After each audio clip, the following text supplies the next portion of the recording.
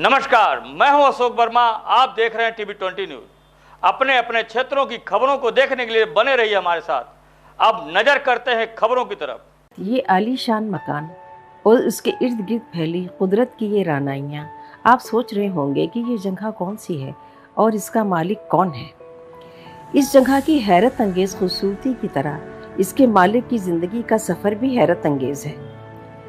जी हाँ, ये मकान मशहूर NRI फ्रैंक एफ इस्लाम का है और ये अमेरिका के शहर वाशिंगटन के एक बहुत ही पॉश इलाके पोटोमैक में है। इसकी कहानी हिंदुस्तान में यूपी के आजमगढ़ ज़िले के एक छोटे से गांव से शुरू होती है। फ्रैंक इस्लाम न सिर्फ एक बहुत बड़े इंडस्ट्रियलिस्ट हैं और बहुत बड़े फिलैंथ्रोपिस्ट हैं, वो अमेरिका की पब्लिक लाइफ में भी एक बहुत अहम रोल अदा कर रहे हैं। फ्रैंक 1953 में आजमगढ़ के इस छोटे से गांव में पैदा हुए और उनका नाम फखरुल इस्लाम रखा गया। फ्रैंक नाम उन्होंने अपने नाम के आगे लगा लिया इसलिए कि उनको ये नाम उनके उस्ताद ने दिया था और उनको इस वजह से ये नाम बहुत पसंद था। 15 साल की उम्र में पढ़ाई करने के लिए फ्रैंक AMU आ गए। यहाँ उनकी मुलाकात कोलोराडो यूनिवर्सिटी के प्रोफेसर वोल्फगैंग थ्रॉन से हुई। प्रोफेसर थ्रॉन ने पहली मुलाकात में ये बात ताड़ लिया कि बच्चा होनहार है और उन्होंने उनको अमेरिका में पढ़ाई करने की दावत दे दी।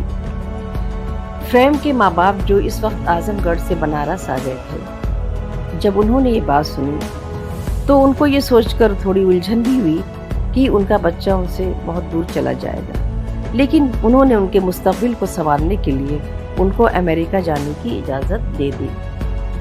फ्रैंक जब अमेरिका आए तो उनकी जेब में सिर्फ $500 थे और बाकी दौलत उनकी अपनी सलाहियत और आगे बढ़ने का जज्बा थी।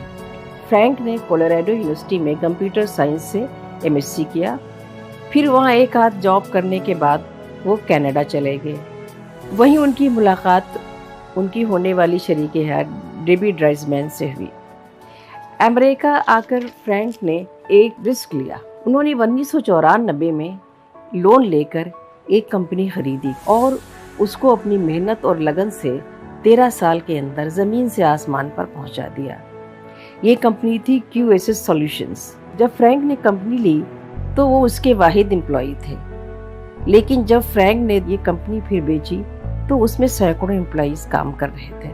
फ्रैंक इस वक्त FI इन्वेस्टमेंट ग्रुप के चेयरमैन हैं और इसके अलावा वो अमेरिका के कई अहम पब्लिक और प्राइवेट इदारों के बोर्ड पर भी हैं, जिनमें Kennedy centre for performing arts, John Hopkins institute of advance studies, US peace institute वगैरह के नाम शामिल हैं। उन्होंने कई फाउंडेशंस भी बनाई जो दुनिया भर में खासकर उनके आबाई मुल्क हिंदुस्तान में तालीम, आर्ट्स और कल्चरल एक्टिविटीज़ को फ़रोग़ देने के लिए फंड मुहैया करती है। फ्रैंक जब पिछली बार हिंदुस्तान आए तो उन्होंने अपनी अल्मा मेटर AMU में Frank and Debbie Islam management complex का इफ्तिताह किया। इसके लिए उन्होंने करीब $2 मिलियन दिए हैं। उनका कहना है कि अपने इरादे बुलंद रखने चाहिए। जब उनके जैसा गांव में पैदा हुआ एक आम लड़का अमेरिका आकर अपने अमेरिकन ड्रीम को रियलाइज़ कर सकता है, साकार कर सकता है, तो क्यों नहीं मुल्क के दूसरे नौजवान भी। फ्रैंक का मानना है कि मुल्क के सभी नौजवानों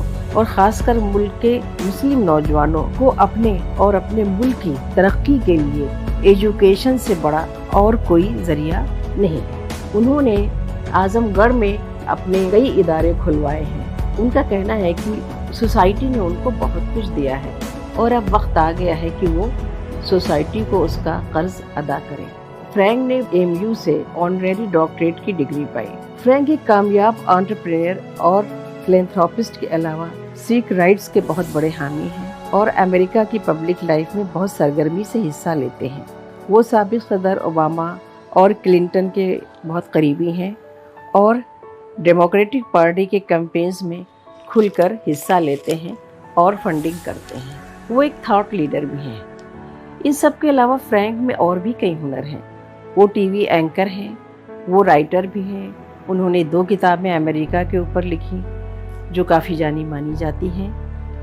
उनका एस्थेटिक सेंस भी बहुत ही ज़्यादा है और वो एक परफेक्शनिस्ट हैं। उनकी ये खूबी उनके घर नॉर्टन मैनर को देखकर जाहिर हो जाती है। नॉर्टन मैनर अंग्रेजी और फ्रांसीसी आर्किटेक्चर का एक हसीन इम्तिजाज है। इसके अलावा इसमें हिंदुस्तान के राष्ट्रपति भवन, ताजमहल और अमेरिका के वाइट हाउस के डिज़ाइनों की भी झलकियाँ मिलती हैं। चाहे वो लिविंग रूम हो, चाहे वो ऑफिस हो या गेस्ट हाउस हो या इस घर के बाग बगीचे हों, इस घर का हर कोना फ्रैंक के एस्थेटिक सेंस का एक जीता जागता सबूत है। लेकिन इस घर का मकसद सिर्फ शान और शौकत दिखाना नहीं है। फ्रैंक अपने घर को इंसानी आर्ट और हुनर का एक नमूना मानते हैं। वो इसको इन सलाहियतों का एक सेलिब्रेशन मानते हैं। वो इस घर को आपसी भाईचारा बढ़ाने और सिविक राइट्स और सिविक वैल्यूज को प्रमोट करने के एक प्लेटफॉर्म का जरिया मानते हैं और उसको इसी तरह इस्तेमाल भी करते हैं।